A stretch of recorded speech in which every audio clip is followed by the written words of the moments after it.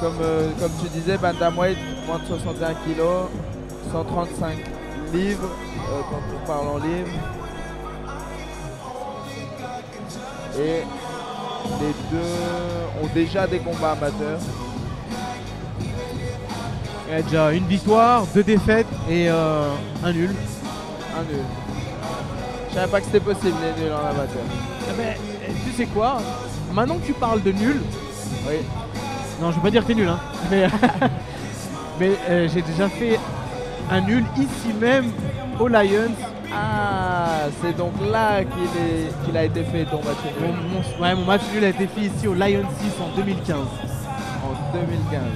Excellent. Ok. Mais toi aussi tu as combattu au Lions. Dans laquelle édition? J'ai combattu au Lions 8 en 2019 et j'ai affronté Marco Kovacevic qui combat ce soir et que tu vas coacher d'ailleurs ce soir. Que je vais coacher d'ailleurs ce soir. Un adversaire qui est devenu un sparring partner, un ami. Un ami, voilà. Avant d'être un sparring partner, un ami. Ouais, absolument. Et on s'est entraîné ensemble toute sa prépa pour ce combat. Parce que du coup, moi, je me préparais aussi pour le mien, qui était hier soir. Et je sais que Marco, il a eu une pause assez longue, mais là, il est plus prêt que jamais. J'ai hâte de le voir combattre ce soir.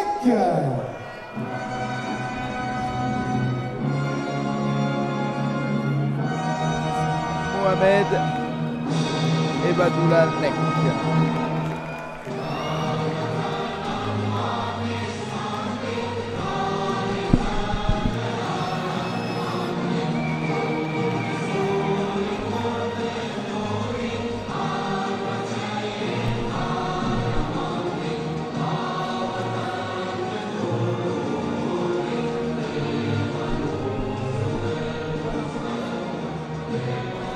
Mohamed avec son coach Ardian qui nous vient de Fribourg.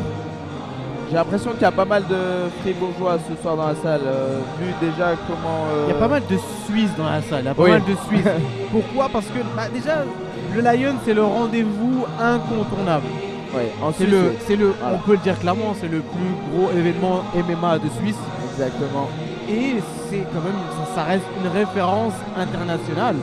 Oui, absolument. Parce que le Lions a réussi à s'exporter au Brésil, à avoir plusieurs événements au Brésil. Exact, on est déjà à la 10e édition et il y en a qui ont eu lieu au Brésil. Et pour ceux qui ont eu lieu en Suisse, ça a toujours été ici à Neuchâtel.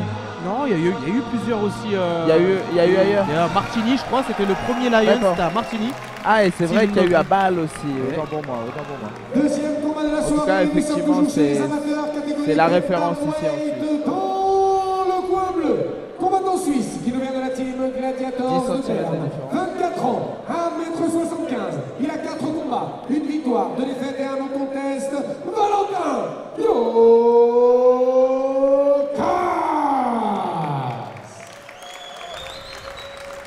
Son adversaire dans le coin rouge représente l'Afghanistan de la team Free Fight Academy. 21 ans, 1m65, 3 combats, 3 victoires. Mohamed Ebadoula Nek. 3 reprises de 3 minutes. Arbitre de ce combat, toujours monsieur Karim Benmamouk. Et c'est parti pour ce deuxième combat de la soirée en amateur dans la catégorie des bantamweight, moins de 61 kg. D'ailleurs, je tiens à faire remarquer qu'en amateur, on voit ils ressemblent physiquement au poids de leur catégorie. Il y a moins de cutting, on va dire. Ouais, voilà, vu qu'il y a moins de cutting, on voit que c'est des moins de 61. Chose qu'on voit pas des fois en pro parce que justement le cutting fait qu'il y a une grosse différence entre le poids le jour de la pesée et le poids le jour du combat. Donc à peine 30 secondes et on voit déjà un engagement des deux côtés. Agressif des deux côtés, aussi debout, enfin autant debout qu'au sol. On voit Valentin de la team Gladiators Berne qui a le dessus quand même. Qui contrôle qui est bien, actif, il reste dans la garde. il met mais des petites frappes. Voilà, il est actif. Il cherche une position pour mieux contrôler. Là, le fait que Mohamed tienne sa tête, c'est pour éviter qu'il posture et qu'il ait une meilleure position pour frapper. Voilà. Ouais. Et puis le fait de maîtriser l'adversaire qui est au-dessus, l'arbitre peut relever plus facilement. Parce qu'il empêche justement d'être actif. Absolument, il peut relever s'il estime qu'il n'y a pas assez d'action. Petit coup d'épaule, les deux coups d'épaule qui passent. Ouais, j'aime bien ça. Ça paraît anodin, mais ça fait des dégâts. Ouais, et puis souvent c'est embêtant. Ah bah voilà. Et voilà. J'avais raison tout à l'heure. Allez, le combat qui repart debout. On voit une différence d'allonge. Ce middle, il a claqué. Un protégeant qui a sauté. C'est celui de l'arbitre va stopper un court instant. Et c'est reparti. Le protégeant est en bouge, c'est reparti. Ouh, joli l'esquive et le contre. La droite de Mohamed. Valentin qui est touché. Ouais, Valentin qui est touché. Mohamed qui dynamique dans les points. Joli. Très belle amenée. Anushimata. Valentin qui montre qui récupère assez rapidement parce que voilà, il a repris le contrôle contre la cage. Tout de suite. Et c'est le moment de profiter de ces quelques petites secondes pour récupérer. Oui, profiter d'être dans un clinch. Attention à Mohamed à pas donner le dos. Voilà, qui est debout. Oui, magnifique. Voilà, belle amenée au sol. Mohamed qui attaque sur une guillotine. Avorté. Et Valentin qui reprend tout de suite ses esprits et le contrôle du fight. C'est vrai que pendant un bref instant, Mohamed... on a eu le droit à une fin de premier round très très explosif. Très explosif. Hein. Très beau à voir. Il y a eu un knockdown de Mohamed. Sur Valentin, ouais. Et une reprise du contrôle de la situation de la part de Valentin sur la fin du round. Très beau à voir.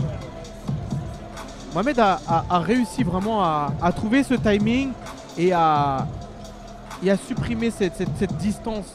On a vu Valentin qui est un peu plus longiligne et Mohamed qui est déjà plus explosif, couper cette distance et envoyer des crochets larges. Crochet large qui a touché le haut du crâne, donc qui a provoqué ce knockdown. Ouais, j'ai vu que Mohamed a compris que les frappes de Valentin étaient un peu circulaires, pas très linéaires, et il a commencé à passer dessous en fait, pour revenir derrière, par-dessus, avec son large crochet à son tour, qui a connecté et qui a fait le knockdown.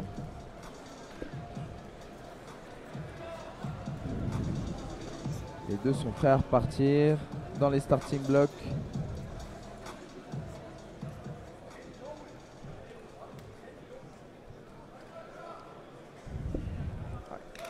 Deuxième reprise. On voit dans les regards des combattants qui sont déjà prêts à retourner au front. Ça touche des deux côtés. Ouais, la droite qui a connecté, attention de pas s'emballer. Mohamed, il attend le moment. Hein, Mohamed compte sur son bras arrière. Hein. Ouais. On le voit des fois charger, le téléphoner un petit peu. Donc va falloir faire attention à ça. Ce que doit faire Valentin, c'est de trouver sa distance. Parce que là, ce qu'il fait, c'est qu'il envoie des jambes, mais sans... Ouais, voilà. Kick, mais le contre de Valentin. Et qui est retouché encore une fois, il va chercher le sol. Voilà, c'est très bien ce que fait Valentin. C'est très bien ce qu'il fait Valentin, car voilà, il est touché. Il se dit, je vais me mettre en sécurité, je l'amène au sol. Super. Parce que Mohamed, est tombé dans une petite... il a vu qu'il était touché, il a eu une petite frénésie. Il s'est dit, bon, je vais le terminer. Et au final, Valentin a profité de ce petit momentum pour l'amener au sol. Absolument, pour l'emmener au sol et puis pour se mettre hors de danger au final. Parce que s'il restait debout, il pouvait très bien prendre la même droite et que ça se termine finalement. Et on le voit, à chaque fois, il se fait punir lorsqu'il envoie une jambe. Oui. À chaque fois qu'il a envoyé une jambe, il a pris l'overhand. L'overhand, c'est un crochet large. Oui, pourtant, on le voyait, Mohamed charger un peu son bras arrière. Ouais. Ouais, ça se voyait qu'il attendait le bon moment pour l'envoyer, mais il a réussi plusieurs fois quand même. Il a un bon timing. Hein. Il a un bon timing, ouais. Voilà, c'est Valentin qui essaie de passer en full mount, donc en position à cheval, hein. Qui domine pour l'instant l'échange au sol. Je pense que la stratégie de Mohamed est la même qu'au premier round, de bloquer un peu le jeu pour que l'arbitre relève. Et Valentin qui a un peu de mal à sortir de cette situation, à proposer oui. un passage de garde ou autre. Ou tout simplement prendre bien de la hauteur pour faire un grand pound effectif. Et Badoula qui reprend en garde fermée et qui se retrouve dans la même, dans la même configuration qu'au premier round lorsque l'arbitre a relevé. Et c'est exactement ce qu'il cherche, hein. On voit que il n'a pas d'outils au sol pour pouvoir le renverser ou autre. Donc il bloque le jeu. Ouais, il n'a pas l'air d'être dangereux sur des attaques de soumission. Donc effectivement, c'est. À moins qu'il nous fasse mentir et qu'il nous sorte une clé de bras. Tout d'un coup, de nulle part. Et là, mais voilà, il nous a pas fait mentir et le combat. T'avais encore raison, Pete. Merci. Donc voilà. Valentin a refait encore la même chose. Voilà, à chaque fois qu'il envoie un low kick, Mohamed envoie le bras arrière. Overhand, ouais. Et La deuxième reprise. voilà. Ce que doit faire là dans cette minute de repos, c'est que le coach doit vraiment rectifier le tir. C'est-à-dire que s'il a vu que c'est ça la cause, ce qui fait qu'il prend le knockdown à chaque fois, il faut lui dire arrête d'envoyer cette jambe ou mets une feinte avant. Faut pas qu'il voit ta jambe arriver et qu'il puisse te contrer dans le bon timing. Effectivement, le coach doit faire cette correction et peut-être même lui conseiller de l'emmener au sol, mais une fois qu'il est dans la garde, ne pas le coller, mais au contraire vraiment prendre de la distance, posturer et asseoir ses frappes, vraiment frapper fort son ground and pound et peut-être juste pour remporter le round. Donc quand toi qui es combattant professionnel, lorsque tu te retrouves dans cette minute de repos, qu'est-ce qui se passe dans la tête d'un combattant? Est-ce que ça diffère d'un combattant à un autre? C'est au niveau de la lucidité, c'est-à-dire d'être capable d'enregistrer les informations et de les appliquer, d'appliquer les consignes du coach. Je pense ou est-ce que c'est une capacité? Bah écoute, tu le sais comme moi, hein, t'es combattant pro aussi, retraité, je sais, mais tu l'as vécu et je pense que ça dépend même d'un combat à un autre. On n'a pas toujours la même lucidité entre les rounds en fonction de la stratégie. Des fois on peut être bloqué sur quelque chose et pas réussir à faire les ajustements malgré que le coach nous donne les indications. Mais très belle amenée au sol. Voilà, et Valentin qui sécurise encore. Mais malgré le fait que Ebadoula a mis un knockdown sur chaque round, on peut voir que Valentin a aussi contrôlé. Il y a un temps de contrôle meilleur que Mohamed. Oui, pour moi, il a quand même l'avantage sur pas mal des positions dans les rounds. Sur les amener au sol, sur les contrôles au sol. Donc là, on voit que Valentin a une position dominante. Donc aux yeux des juges, cela compte. En plus, là, il est Valentin qui tente un katagatame, donc c'est un bras-tête, un triangle de bras. Il est un peu haut. Et il a encore la. Là il est dans une bonne position. Donc soit il se redresse pour frapper, ou soit il continue sur sa soumission. Et il choisit le ground and pound. C'est une bonne option. À savoir qu'en amateur, le combat est arrêté plus rapidement parce que c'est des combattants qui ont moins d'expérience. Donc l'arbitre veut conserver l'intégrité physique des combattants. Et là d'ailleurs, si l'arbitre qui reste vigilant, il faut que Mohamed montre des signes de défense, que sinon l'arbitre risque d'arrêter le combat. Et tentative de clé de bras.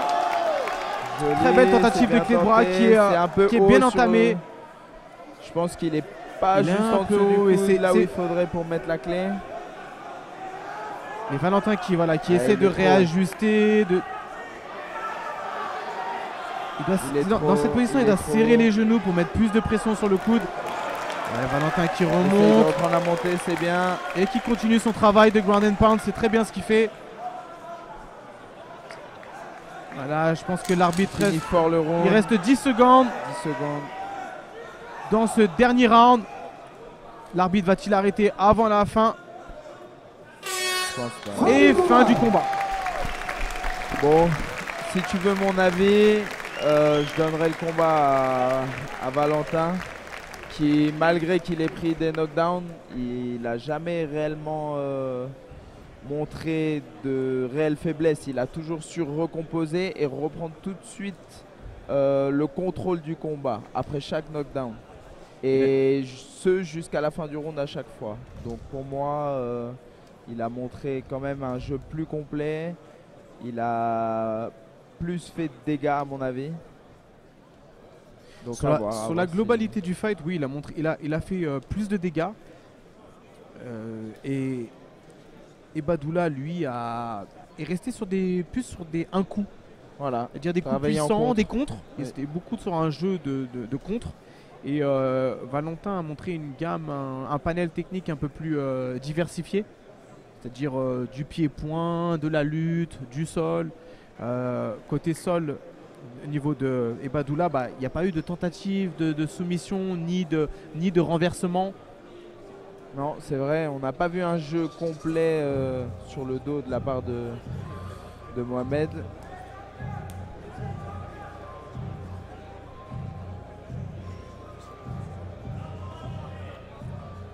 Voilà, maintenant, on va laisser place à la décision. Alors.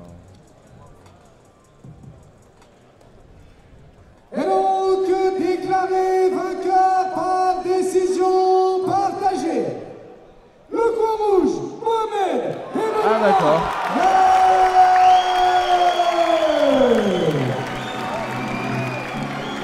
Voilà, décision partagée. Il y a deux juges sur un. Enfin, deux juges sur trois, pardon. Des juges sur trois qui ont vu Mohamed et Badoula gagnants. Qui ont vu du coup... ce n'est pas démérité. Non, voilà, les deux combattants nous ont fait vraiment un bon combat. Oui. Et après ce combat-là, voilà, va falloir se revisionner le combat et revoir les erreurs, voir les points forts, les points faibles. Je pense que ce qu'on peut voir que les juges ont favorisé sur ce combat, c'est vraiment les knockdowns. Ils ont vu que Mohamed était à deux doigts plusieurs fois de terminer le combat et c'est vrai, hein, les knockdowns ont vraiment eu leur effet. Plusieurs fois j'ai cru que Mohamed allait terminer le combat personnellement et je pense que les juges ont... Enfin, les juges se sont laissés, comment dire, je sais pas si on peut dire influencer, mais il a laissé un impact aussi autant chez Valentin que chez les juges. Ouais. Il a marqué les esprits. Anyway, on est en Suisse, nous sommes impartials. Oui, en plus, les deux nous viennent de Suisse.